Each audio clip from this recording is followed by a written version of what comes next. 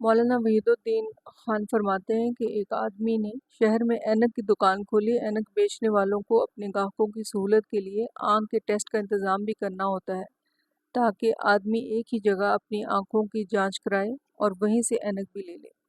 مگر اس آدمی کی دکان ٹیسٹ کی ضرورت کے لیے چھوٹی تھی۔ آنکھ کے ٹوٹ میں دور کی نگاہ جانچنے کے لیے اصولاً 18 فٹ کے فاصلے سے پڑھایا جاتا ہے، جبکہ اس دکان میں صرف اس کے نصف کے بقدر گنجائش تھی، یعنی گاہک کو بٹھانے کی جگہ سے لے کر دیوار تک کا فاصلہ مشکل 9 فٹ بنتا تھا۔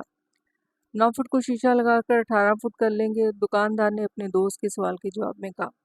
دوست نے اس سے پوچھا تھا کہ تم اتنی چھوٹی دکان میں آنکھوں کے ٹیسٹ کا انتظام کیسے کرو؟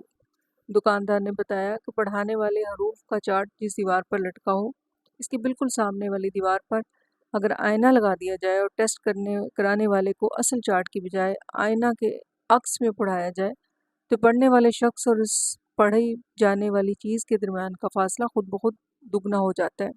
آدمی کی نگاہ پہلے 9 فٹ کا فاصلہ طے کر کے آئینہ کو دیکھتی ہے، پھر آئینہ کی مدد سے اس کی نگاہ مزید 9 فٹ کا فاصلہ طے کر کے چارٹ تک پہنچتی ہے۔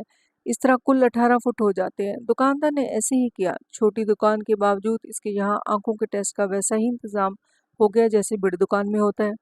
یہی اصول زندگی کے ہر معاملے میں چسپاں ہوتا ہے۔ آپ کے مواقع اگر کم ہوں، آپ کے لیے پھیلنے کا دائرہ تنگ ہو تو مایوس ہونے کی ضرورت نہیں۔ آپ اپنی عقل کو استعمال کر کے اپنے 9 فٹ کو 18 فٹ بنا سکتے ہیں۔ آپ کا مکان چھوٹا ہو تو 2 منزلہ کر کے اس کو وسیع کر سکتے ہیں۔ آپ کے پاس سرمایہ کم ہو تو دیانتداری کا ثبوت دے کر اس کی تلافی کر سکتے ہیں۔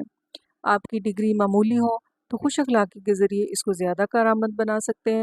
لڑ کر آپ کے لیے جیتنے کے مواقع نہیں ہیں تو حکمت کا طریقہ اختیار کر کے اپنے حریف کو قابو میں لا سکتے ہیں۔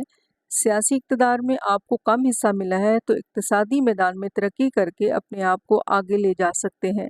تعداد کے اعتبار سے اگر آپ اقلیت میں ہیں تو اتحاد تنظیم میں اضافہ کر کے آپ اکثریت کی برابری کر سکتے ہیں۔